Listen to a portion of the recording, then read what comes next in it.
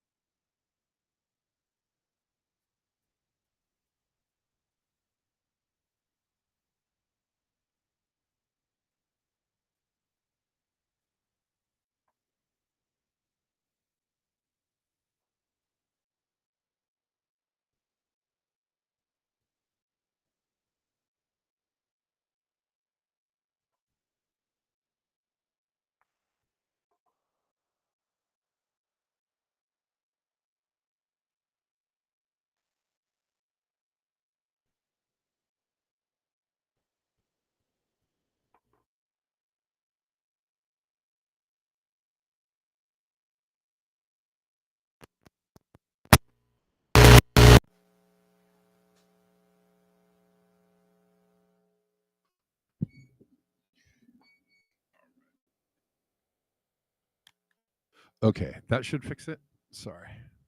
Thanks for letting me know. All right, greetings. Welcome back to Black Bear News, where everything is connected. How y'all doing? Apologize for the late start, and I'm going to have to take a break to go get some coffee because it's that kind of day.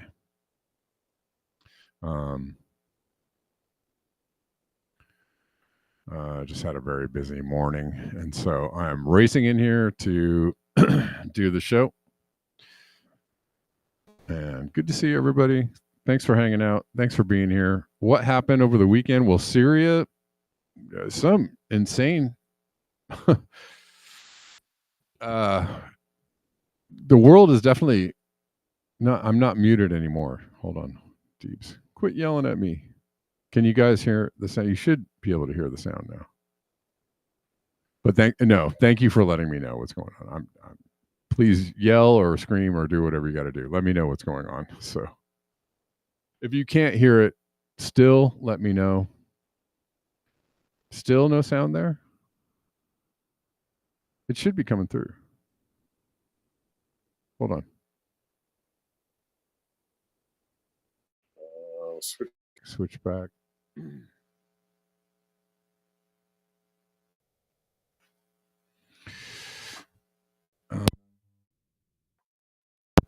I I hear my microphone. I hear my sound on, so you guys should have sound. But if you don't have sound, I don't know what's going on. Sound is good now. Thank you. Okay. I appreciate that. I appreciate that. All right. Thanks for letting me know. I know there's a delay, so you guys are trying to tell me what's going on, but you're delayed as to the what's going on the screen. So I understand it's very difficult. Yeah, Syria.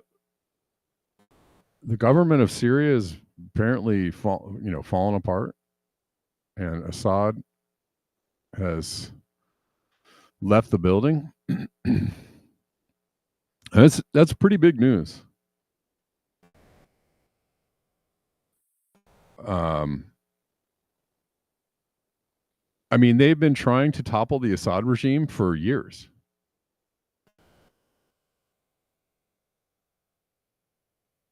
And it looks like they have succeeded. And that there was the incursion by HTS, which was the new rebranding of ISIS, 2 weeks ago. Excuse me. God dang it. And it looked like that was getting pushed back by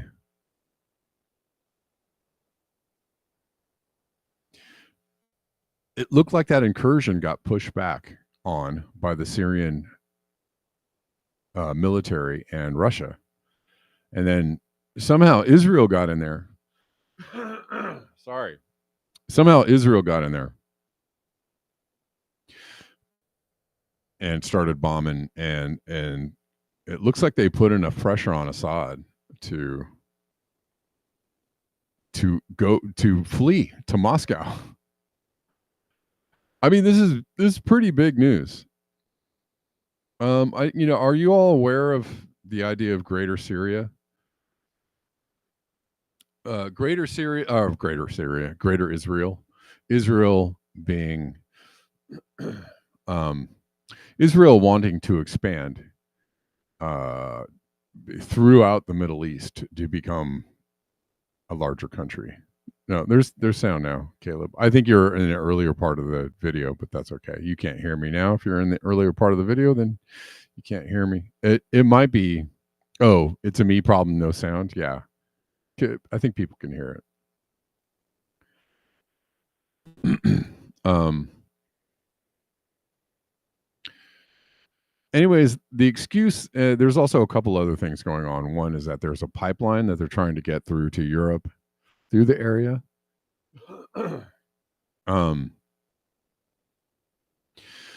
And which was being thwarted, by Syria. Well, basically being there or existing. They want to get a workaround too, because Europe is not able to get a lot of their energy because of the blockades from Russia, from the Ukraine thing that's happening. And so there is a plan for a pipeline through Syria, basically right through Syria to Europe, which would supply them with cheaper oil. Anyways, it's a base. A lot of people are likening it to Libya, Iraq, where there has been the toppling of a leader, but nothing really to take its place. But you know, different rebel factions and random gangs of marauders. So it's a mess. It is an absolute mess. Here is Netanyahu saying that they are capturing territory from Syria in the Golan Heights buffer zone. So they're basically telling you they're taking territory. It's a free for all at this moment. Trying to figure out what I'm doing. Give me a moment.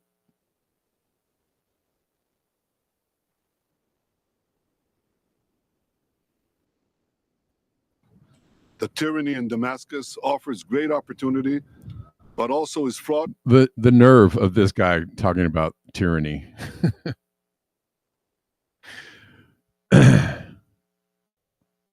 Oh, the tyranny. Anyway. With significant dangers.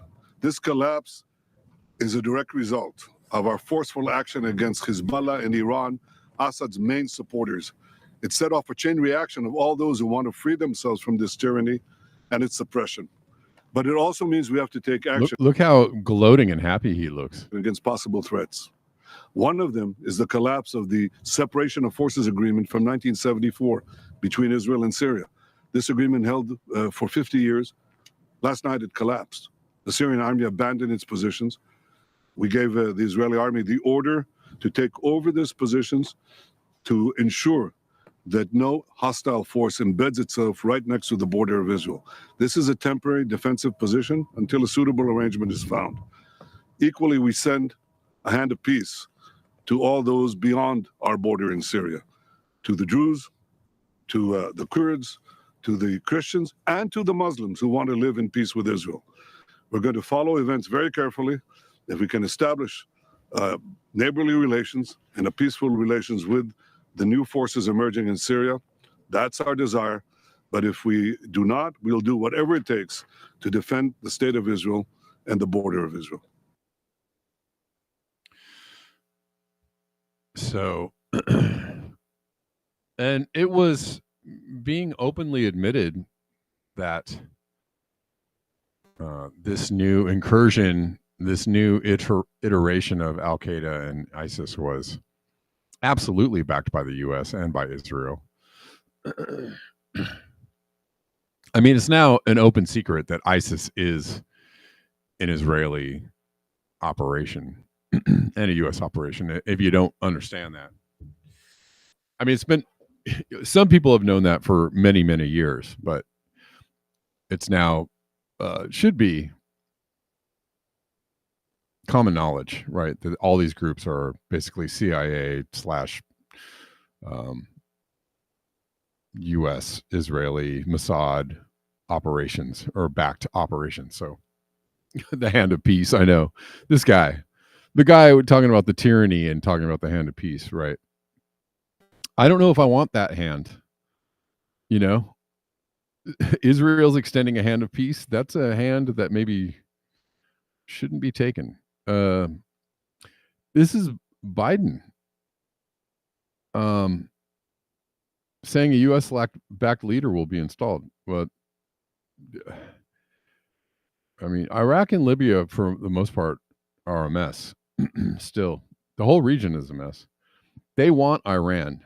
That's the final goal, is to get Iran overthrown, and that would be, again, another part of Greater Israel. I would really like to find I saw a video, somebody, well, hold on one second. Let's play this. It's also a moment of risk and uncertainty. I can barely hear this. As we all turn to the question of what comes next, the United States will work with our partners and the stakeholders in Syria to help them seize an opportunity to manage the risks. You know, for years, the main backers of Assad have been Iran, Hezbollah, and Russia.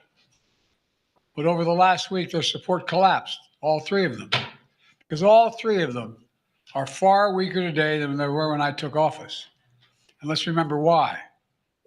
after Hamas attacked Israel on October the 7th, 2023, when much of the world responded with horror, Iran and its proxies chose to launch a multi-front war against Israel. That was a historic mistake on Iran's part. Today, Iran's main territorial proxy, Hezbollah, is also on its back. Only 12 days ago, I spoke from the Rose Garden about the ceasefire deal in Lebanon, a deal that was only possible because Hezbollah has been badly degraded. Meanwhile, Hamas has been badly degraded as well. Iran's own military capabilities have been weakened. Iran tried 2 times to attack Israel. The United States and built a coalition of countries to directly defend Israel and help defeat those attacks. All this made possible for Iran and Hezbollah to continue to prop up, impossible, I should say, for them to prop up the Assad regime. Additionally, Russia's support for Assad also failed. And that's because Ukraine, backed by our American allies, has put up a wall of resistance against the invading Russian forces, inflicting massive damage on the Russian forces. And that has left Russia unable to protect its main ally in the Middle East. Excuse my cold. The upshot for all this is, for the first time ever, neither Russia, nor Iran, nor Hezbollah could defend this abhorrent regime in Syria.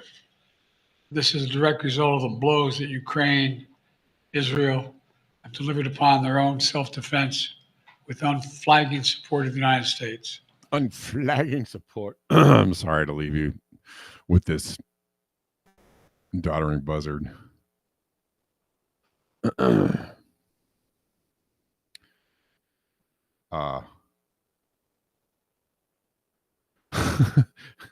There's a game, the board game, Greater Israel. Yeah. You know, I used to play that as a kid. Fun for the whole family. Let's play Greater Israel.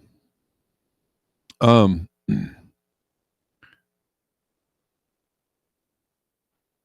you know, everyone knows, or if you don't know, get in the know of the idea that this was completely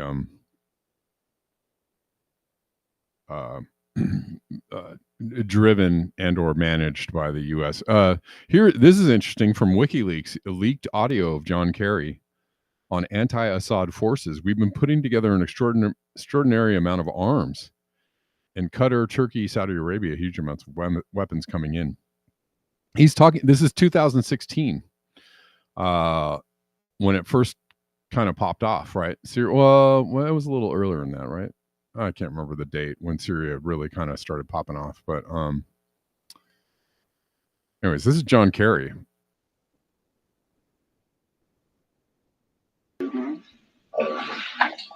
And we don't have a basis, our lawyers tell us, unless we have a UN Security Council resolution, or unless we are under attack, or unless we are invited in. Russia is invited in by the legitimate regime. Well, it's illegitimate normally, but by the regime. And so they were invited in, and we're not invited in.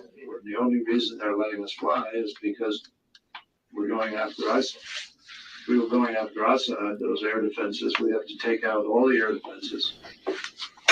And we don't have a legal justification, frankly, for doing that, unless we stretch it way beyond the law. And a lot of Americans don't believe that we should be fighting and sending young Americans over to die in another country. That's the problem.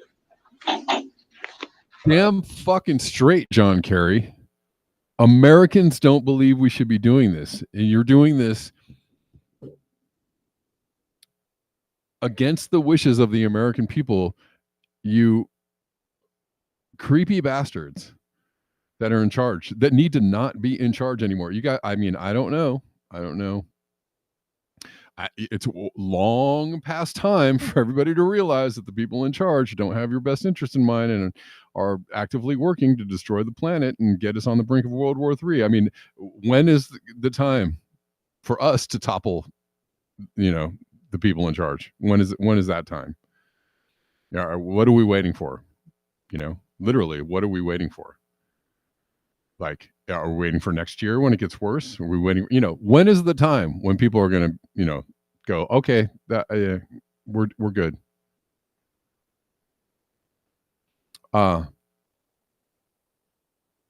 Yeah, Gene, on Rockfin is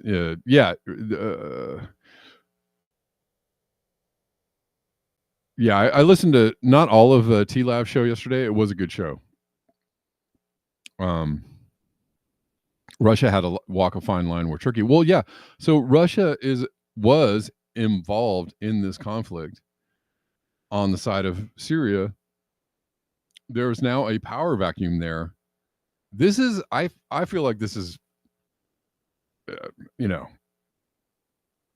not just significant, but very, very, very dangerous. Very dangerous. This is a very dangerous time because there's a power vacuum there. It's clear that Israel and the U.S. did whatever they did. They saw an opportunity to get in there and topple the regime. But what does Russia do in this instance? And Russia, with the alliance of China and possibly India. What do they do? Do they sit back? Are they forced to sit back? Do they parry? Do they become aggressive? Do they try to fill the vacuum? I don't know.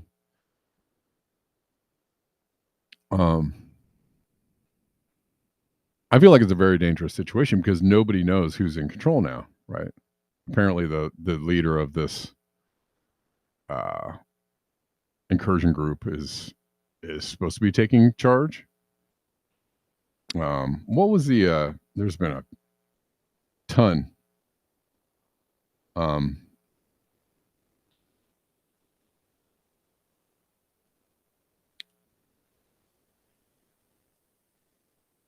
Hold on one second. There's been a ton of posts about the leader of the HTS guy.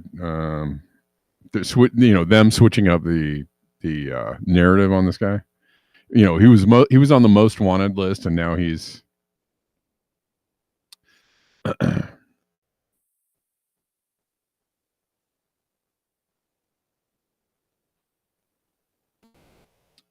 So this is the Turkish and U.S.-backed leader of Hayat Tahrir al-Sham, HTS, Abu Muhammad al-Jilani, who was on the most wanted list and now is being supported as I guess the assumed leader in Syria now.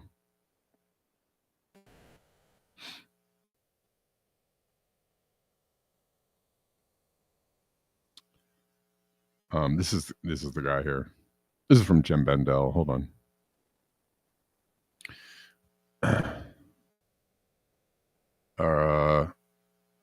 Just to be clear, the Turkish and U.S.-backed leader Abu Muhammad al-Jilani likely killed and maimed scores of U.S. troops during the insurgency in Iraq.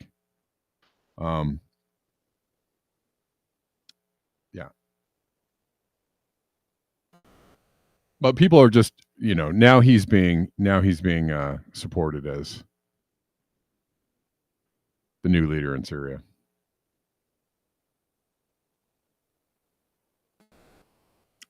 Scott Ritter agrees. Oh, with me with the situation, yeah.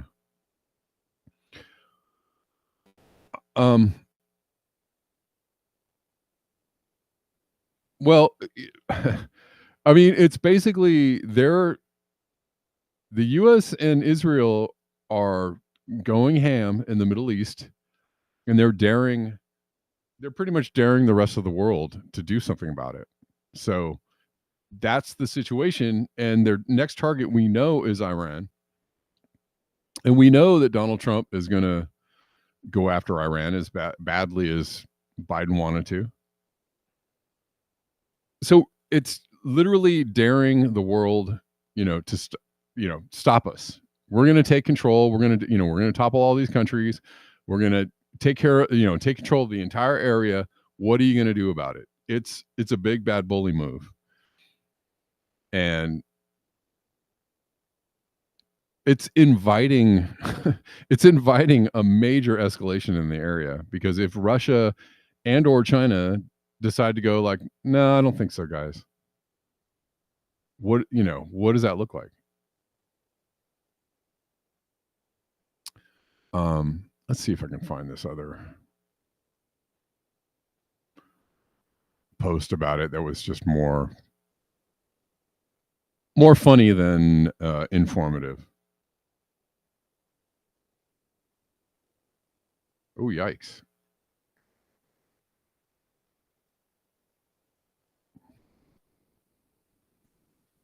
But that's pretty much, a roundup of the situation, very broad roundup of what has been going on in Syria. It's kind of something that broke over the weekend.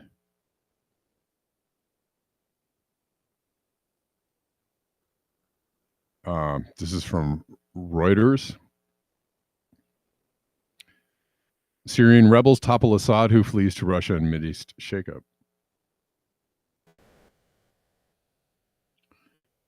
Syrian rebels seized Damascus, unopposed on Sunday. Moscow gave asylum to Assad and his family.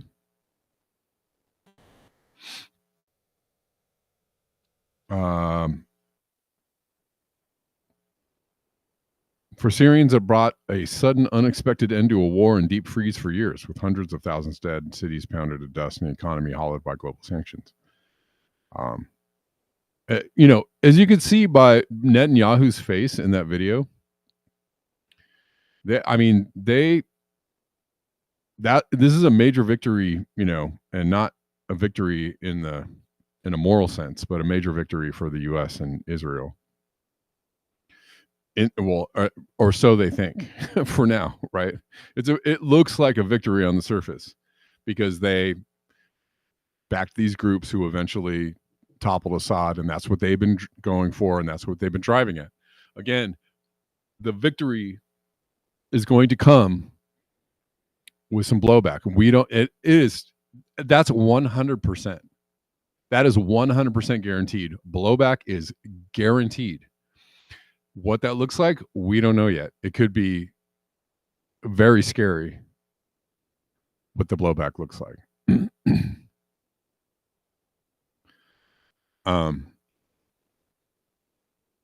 But this is so now he's been being this is once a guy on the most wanted list, now being touted as a hero of the rebel forces, and by the West.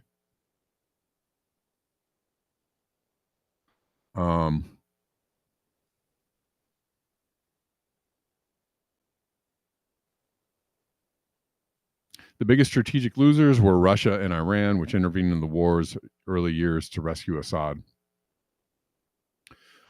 Moscow's focus on its war in Ukraine and the blows to Iran's allies following the war in Gaza, particularly the decimation of Hezbollah by Israel over the past 2 months, left Assad with scant support.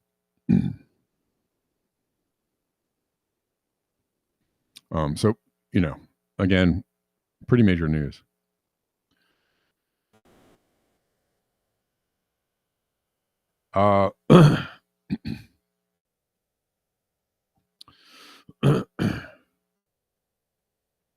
Also, Brian Thompson's killer has disappeared into Central Park, apparently.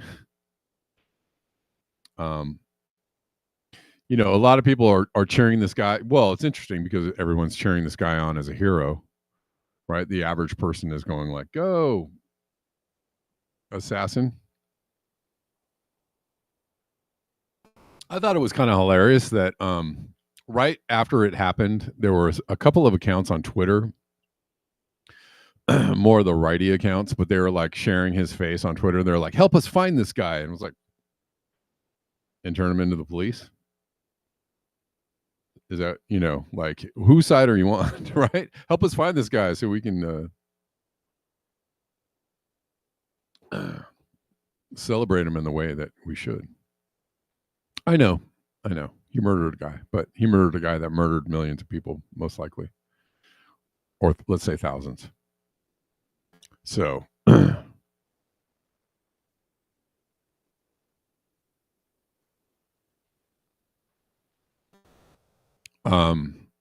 but the most likely explanation of around this assassination is that this guy was hired. It was most likely the motive was not like some Robin Hood avenger of the people. It's probably not what it was. They're trying to make it look like it was. Another interesting video I found on that was somebody who did some sleuthing. I'll finish my thought. Most likely not an avenger of the people. Most likely a patsy or someone who was, they're setting it up to look like it was some Joe, but most likely was, professional hit. And if they do find the guy, he's going to be a patsy.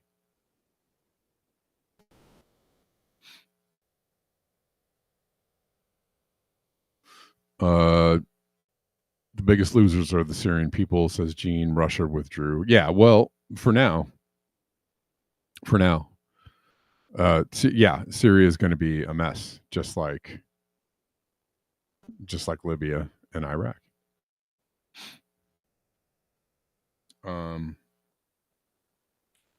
Let's see if I can find this video.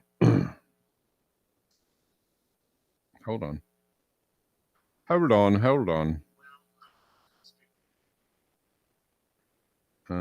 know if I'm going to be able to find it quickly.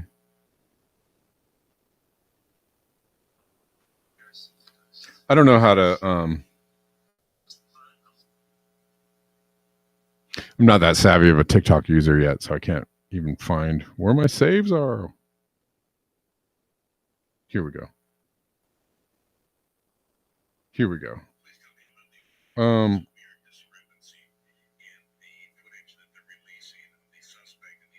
Okay, hold on.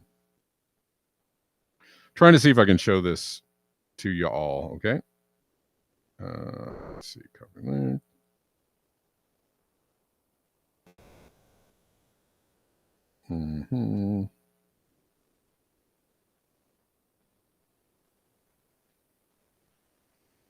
Okay.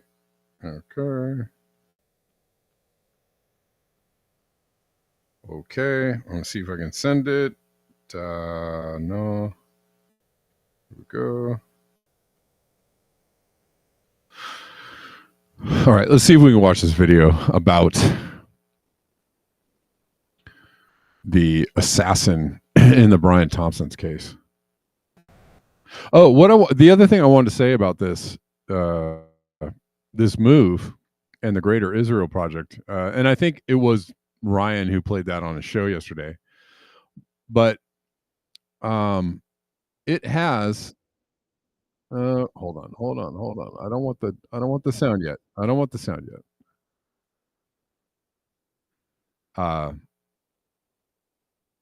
Well, it was stated by Israel long ago that they wanted to topple all the regimes, or most of the same countries that were on the list of was it General Wesley? Was it Wesley Clark? Right after 9/11, there's a very famous video of I think it's Wesley Clark saying like, we're gonna, they have plans. They're gonna topple. They want to topple all these countries, and we're gonna topple 7 countries in 5 years. And they didn't succeed in that plan, but they started that plan, and one of those countries was Syria, and it looks like they've succeeded with Syria. It was like Syria, Yemen, Iraq, Iran, Sudan, right?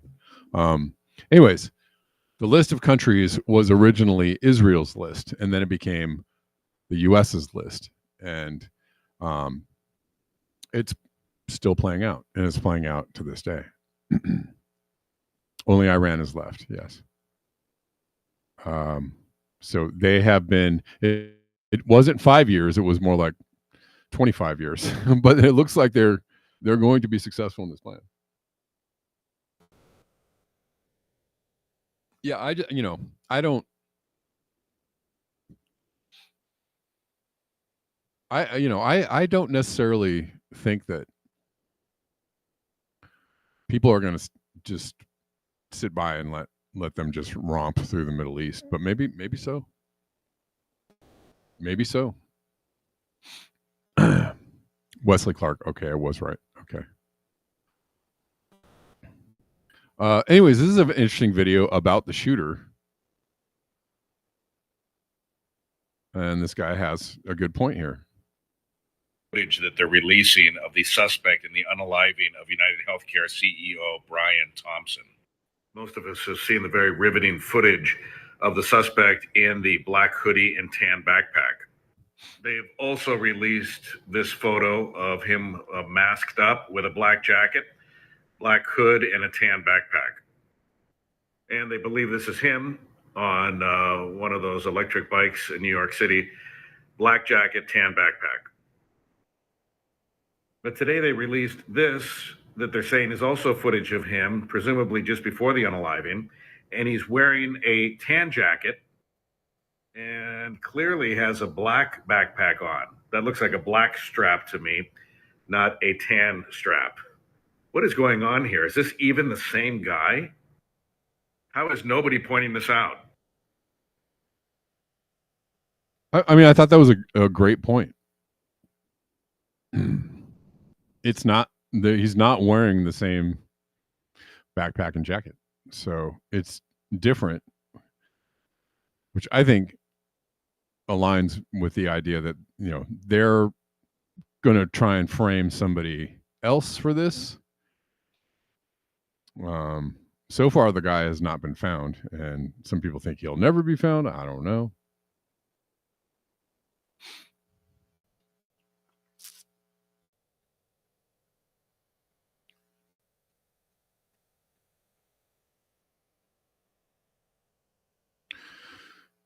Yeah, Gene. Well, I think too, Russia's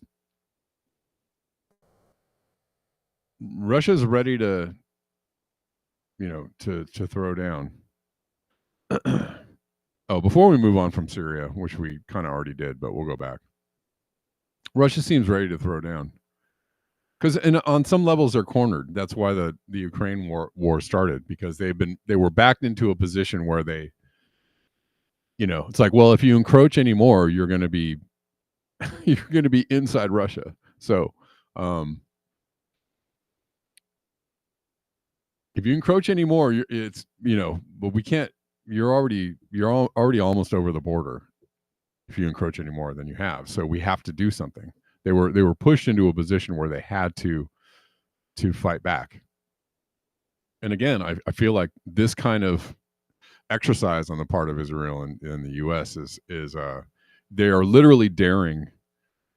They're daring the other superpowers of the world to do something about do something, stop us, and that is not a good recipe for the future, for the safety of the planet, because you're asking somebody to step in in a forceful way with what kind of weapons we don't know.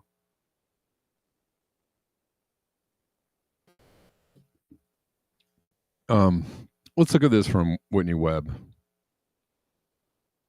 who's talking a little more about Syria.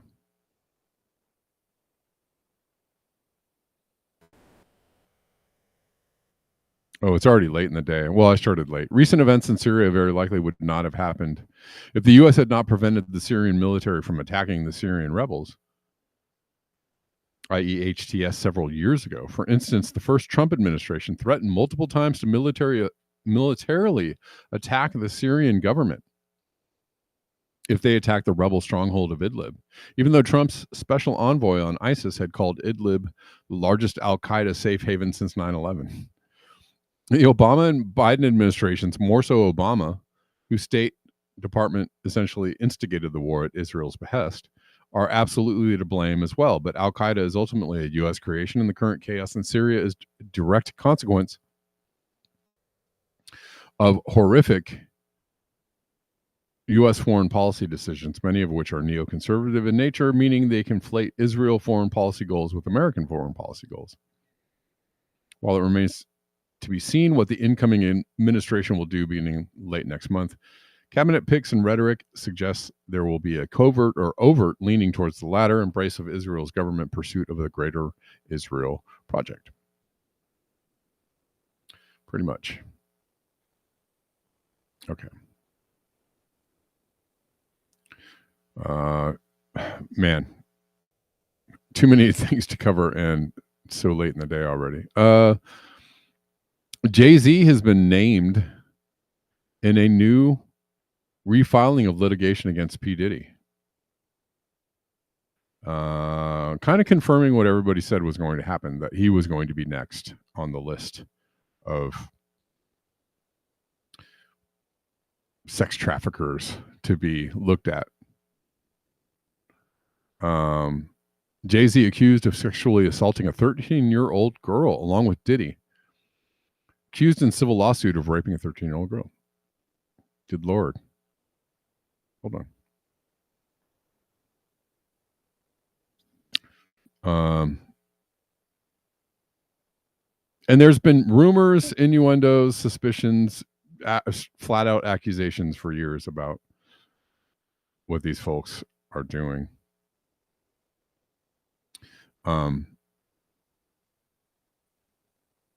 Jay-Z, a criminal turned tycoon, a threat exposing all the rappers' involvements with minors and a real predator. Beyonce and Jay-Z met when she was 16, 1997, began dating 2 years later. Beyonce has always been susceptible to a few Freudian slips. She never seems to be able to define her age at the time of our first courtship. She went on record saying she was 17, 18, and 19, depending on the series of interviews she gave over time. Beyonce met Jay-Z in 97 when she was 16, and he was 28.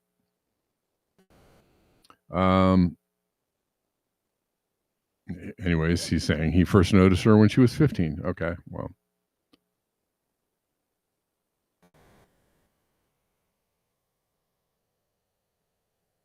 She was 19 when she started dating Jay-Z. I didn't actually know that she was quite that young. I mean, there's so many other stories about what he's doing, anyways, or what he has been doing. Before he was with her, he was with Aaliyah. She's also very, very young.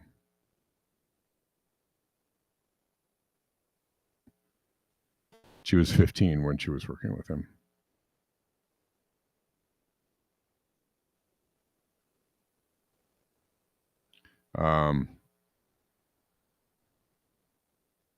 Anyways.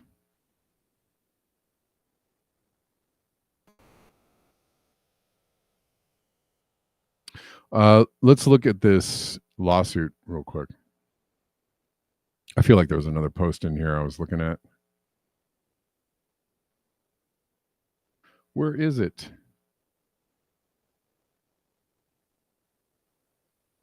Hold on, y'all. Oh, here we go. This is a better thread. As Michael Jackson said, one day the truth will come out. Here's a thread exposing all the rapper Jay-Z involvements with minors and a real predator. Oh, is this the same one? It's like the same thread. Sorry about that.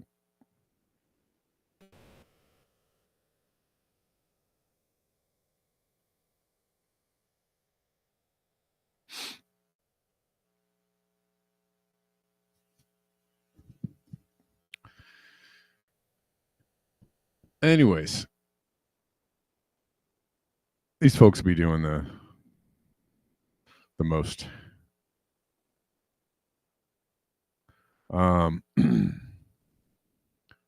But he's been threatening the bringer of the lawsuit. So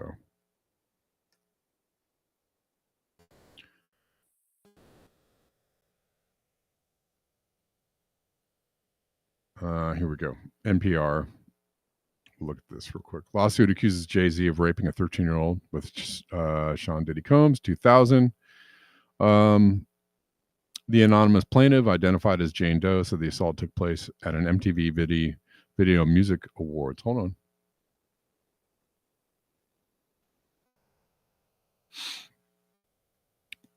According to the accuser, an unidentified female celebrity stood by and watched Combs and Carter take turns raping the minor. Oh, my God.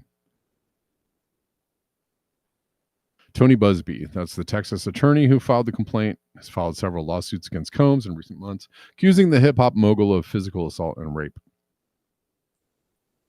Busby's lawsuit accused Carter of filing his own lawsuit against Busby, which Busby called frivolous.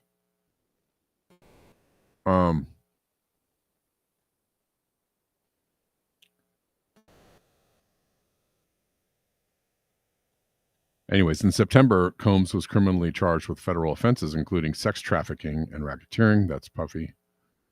Currently awaiting trial May 5th for those charges, while behind bars at a Brooklyn detention center. All right. Moving around to drones. I kind of talked about the drones a little bit the other day, but we're just looking at this. They seem to be more, the stories of the drones keep on coming, mostly on the East Coast, people sighting drones, and there's weird stuff going on, like when some report about jet fighters getting close to the drones, they would like disappear off the radar, being invisible to the jet fighters. So this is from Fox News talking about the drones and what do they mean. There again, I saw an astrological video talking about interactions with U.S. jet fighters and aliens being a prediction in the future. I don't know. Here we go.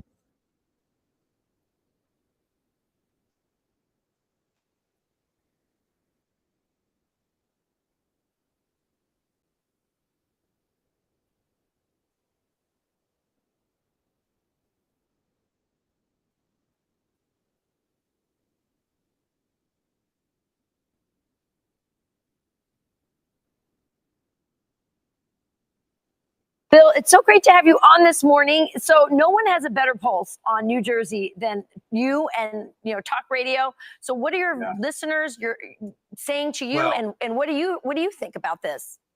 Thanks, Rachel. We've got the largest audience in the state, and I have to say that I've got to give credit to my friend Mark Taylor, who is the mayor of Florham Park in Morris County, because back on the 16th, 17th, 18th of November, a few weeks ago, he called the show and he said, Bill, there are drones over my house. And last night there was a Black Hawk helicopter that was sitting in front of them. He said, I have no idea what's going on, but I've called the FAA. I'm calling the state police.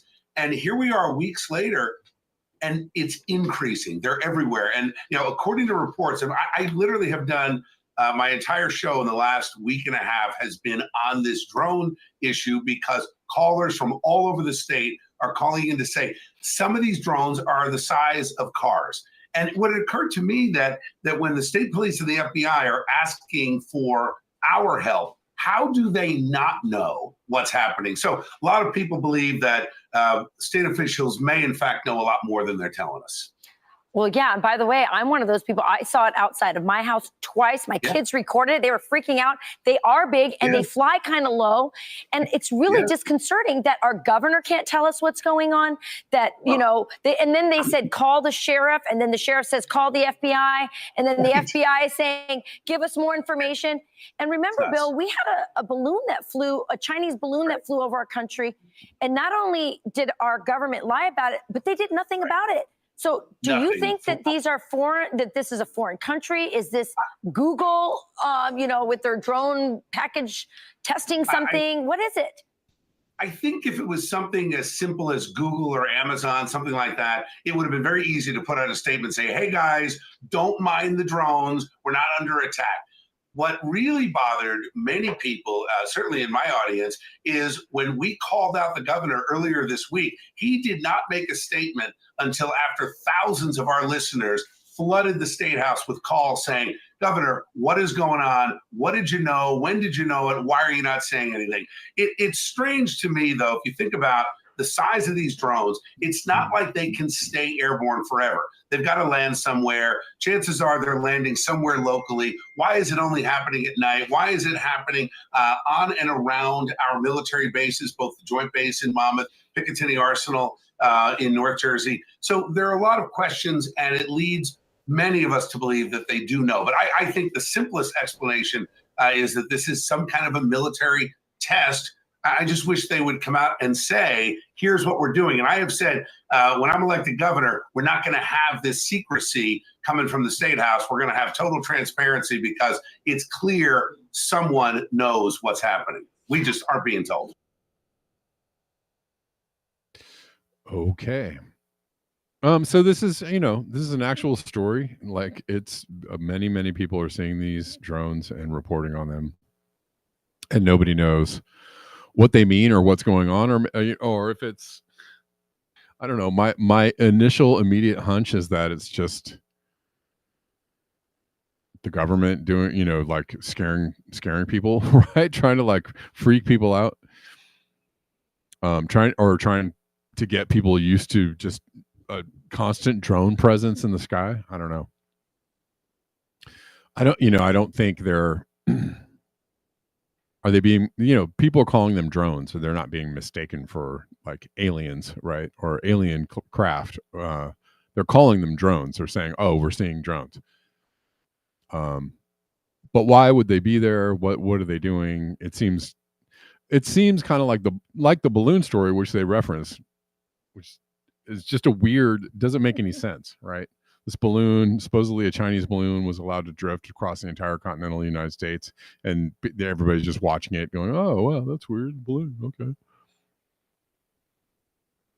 Okay. Question is which military? Yeah, right. Yeah, who know? Nobody knows. It's a mystery, but it's a thing that's actually happening that people are reporting on, that people are seeing. This is ABC News reporting on this. There was a new sighting of mystery drones flying over New Jersey. State police were surveying them in Lebanon on Saturday night in Hunterdon County. This is from today, by the way. Drones have been spotted out over several New Jersey counties in recent weeks, including over a military installation.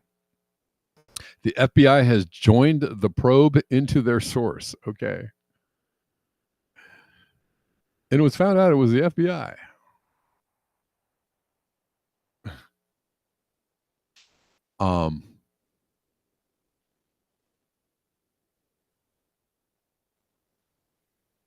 It's an interesting story, though, by the way, but my immediate thought goes to this is created. This is totally a created situation, but and kind of unbelievable on some levels that I don't know how you can explain. The Chinese balloon thing was ridiculous.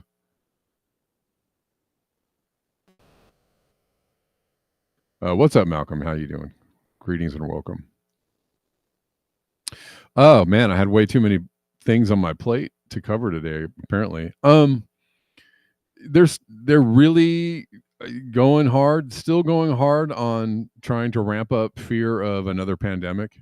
I played the Peter Hotez clip the other day.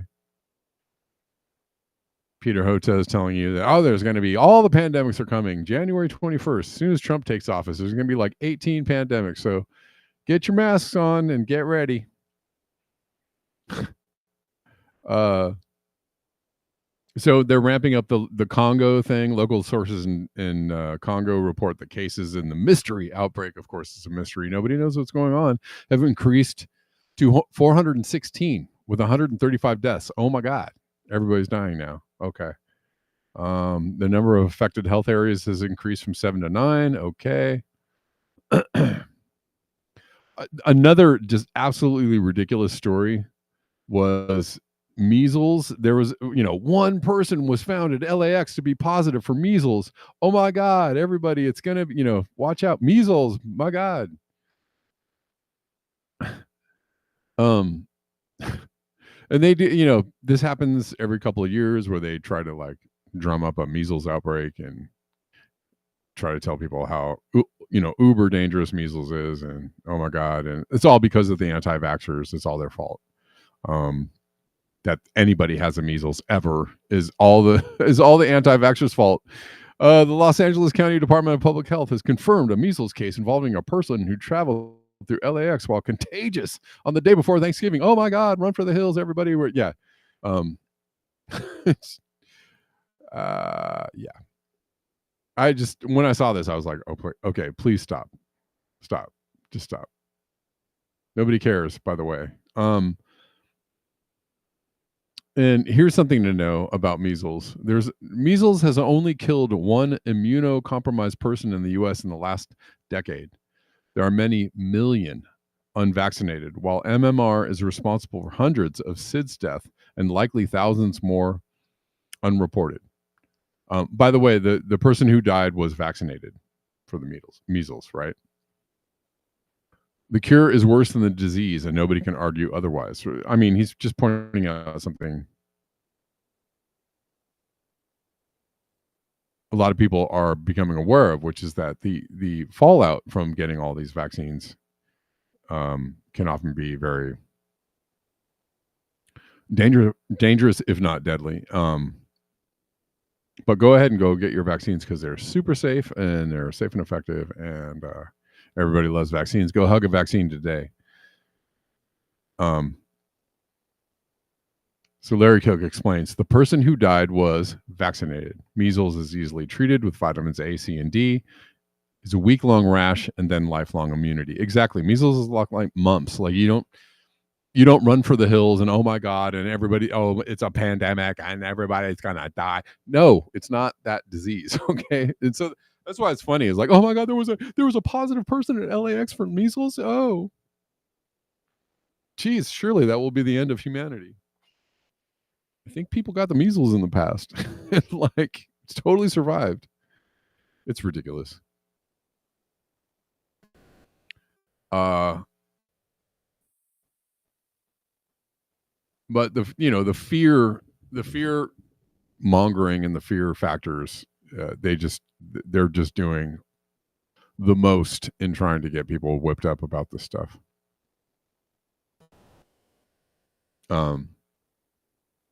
It's ridiculous. By the way, climate change continuing apace is going to be. Where is this article? Thought I had something here.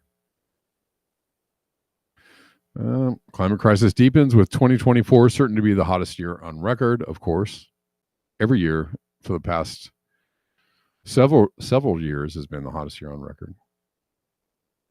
Average global temperature in November, 1.62. We've been at 1.6 for an entire year. So certainly we might be breaching 1.5 soon. I love the mathematics on this. We breached through 1.5 as we speak with no sign of slowing down towards 3C within our lifetimes. It's not just our children and grandchildren to deal with, not just for our children and grandchildren to deal with anymore. I mean, it's getting hotter. I don't know what else to say.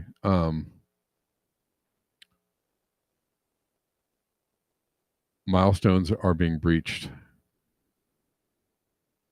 And we're just kind of sleepwalking into a very scary future. I thought the cloud study was very interesting, though.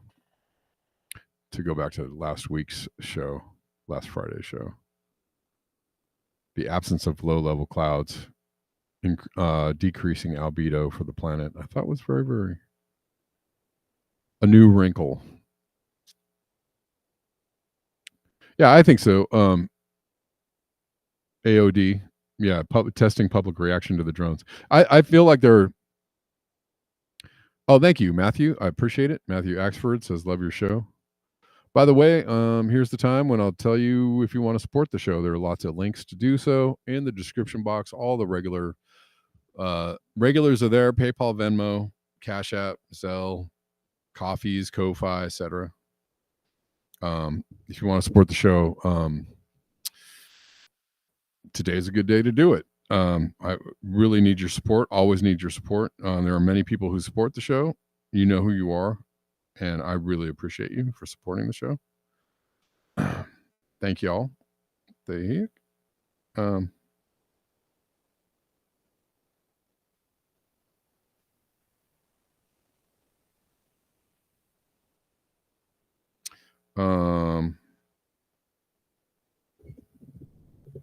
Yes, Steph C. That was something I wanted to say about the vaccines.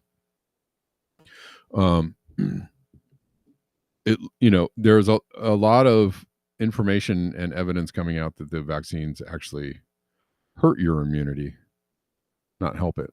And we've seen that's been exposed during COVID, when actually people who were vaccinated were much more likely to get COVID than those who were unvaccinated, and or those who got COVID and then developed immunity to it, because natural immunity is a long-standing scientific fact, right? It's been understood for a long time. Like measles or mumps, if you get it, then you develop it, your body develops immunity against it, and then you don't have to worry about getting it for the rest of your life, right? So people were getting COVID, they were developing immunity. If you didn't get a vaccine, you were developing immunity, and the likelihood that you got COVID again was very, very low, unless you got a vaccine. Then you could get COVID over and over and over. The people that got COVID over and over and over were people who got vaccinated. Biden and Fauci et al., right? But yeah, AOD, I think they are testing, or at least getting people used to the drone presence.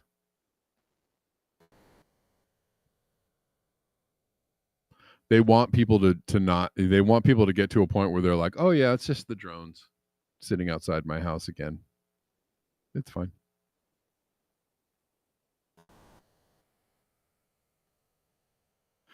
The one time I did catch COVID was from a vaccinated person. So there you go. Who got COVID after they were vaccinated. All right.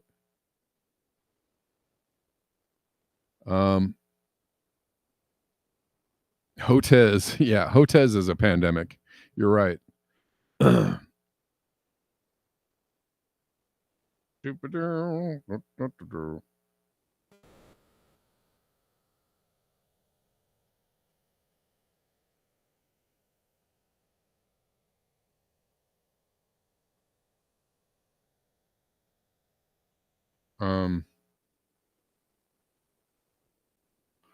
right, y'all.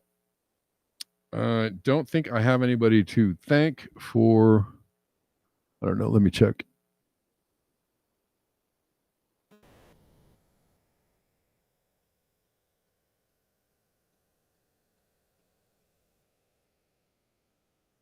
Don't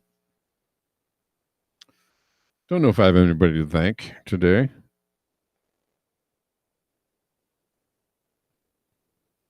Not yet, at least. Maybe post show. All right, guys. Thanks for watching. Thanks for hanging out with me every single day on these here interwebs. Y'all are great. I think I mostly got to all the subjects I wanted to talk about. An hour just goes by so quickly. So quickly, I can't even really get to too many different subjects without feeling like I'm doing the stories a disservice. But all right, y'all. See you tomorrow. Tomorrow at 11 a.m. And until next time.